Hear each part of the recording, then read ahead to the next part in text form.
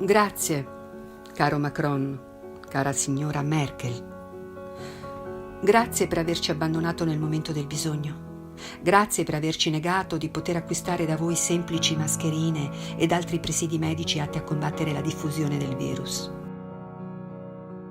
Le avremmo pagate, sapete? Siamo italiani, quelli sporchi, chiassosi, indisciplinati, buffi, folcloristici, poveri e talvolta mafiosi. Ma siamo anche quelli che vi hanno costruito le strade, le scuole, vi hanno insegnato l'alfabeto che usate, spiegato le leggi, il diritto, l'organizzazione dello Stato e la creazione di quello di diritto. Siamo noi, gli italiani, gli autori delle opere che riempiono i vostri musei, dei testi che studiate, delle invenzioni che usate, quelli che con enorme sacrificio si trovano a dover conservare e gestire ben oltre il 70% del patrimonio culturale ed artistico mondiale, chiedendovi una cifra irrisoria per il biglietto ai musei, talvolta neppure quella. Siamo noi, gli italiani, quelli che vi hanno offerto l'arte e la cultura su cui si basa la nostra e la vostra civiltà, la massima espressione di bellezza, armonia, equilibrio che l'essere umano abbia mai raggiunto. Siamo noi, gli italiani, quelli che vi hanno offerto la civiltà, che poi voi avete abbattuto trascinando il mondo nel Medioevo, e poi una volta risollevati e rinati abbiamo nuovamente offerto al mondo la civiltà, l'arte, la geografia, l'economia, l'istruzione.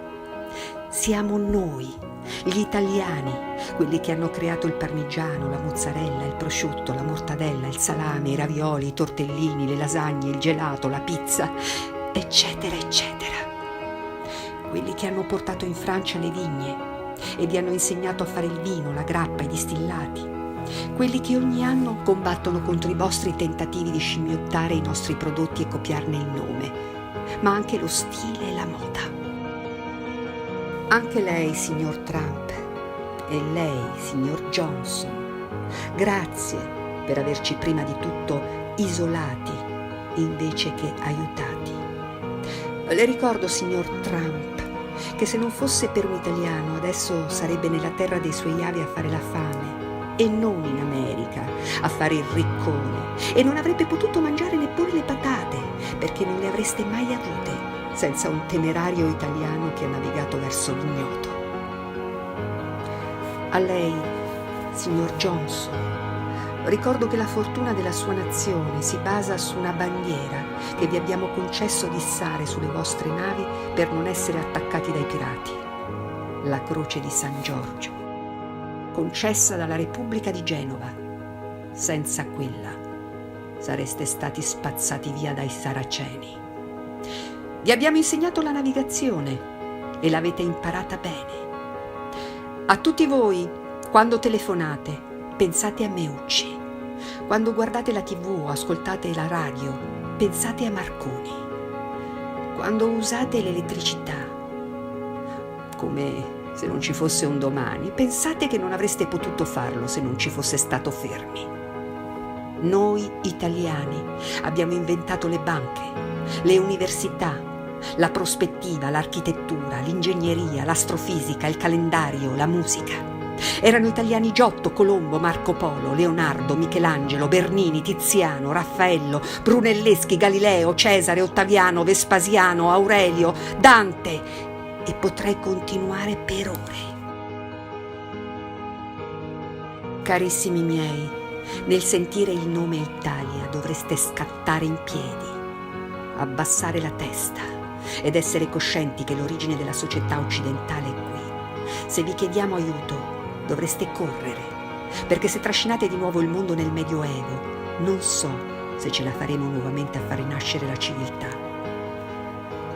Se invece non vi interessa, allora compiacetevi di quello che avete. Restate ad ammirare qualche tonnellata di ferro imbullonato e quando visitate i vostri musei, per cortesia, saltate le opere degli italiani. Finirete la vostra visita molto velocemente. Potete così andare a visitare subito una bella fabbrica di auto, diesel magari, di quelle che non inquinano, solo ai controlli. Andate a visitare quelli che per voi sono castelli e per noi solo banali ville di cui siamo pieni. Oppure andate nella capitale dell'azzardo, quello che scimmiotta Venezia, Firenze e Roma. Andate pure. Evitate di venire a visitare il paese più bello del mondo, visto che lo avete pugnalato alle spalle. Noi accoglieremo a braccia aperte solo chi nel momento del bisogno ci ha aiutato. Apriremo le nostre città uniche al mondo a loro. Potranno visitare Venezia, Roma, Firenze, Genova, Napoli, Bologna, Pisa, Lucca, Assisi, Siena, Torino, Palermo, Agrigento, Milano, Cremona, Mantova, Ferrara, la Toscana, il Monferrato, le Dolomiti, la Puglia, la Sicilia, la Sardegna. Avete distrutto la povera Grecia con la vostra finanza. Ci avete provato anche con l'Italia, ma per ora non ci siete riusciti. Ora forse avete scorto l'occasione per assestare il colpo finale.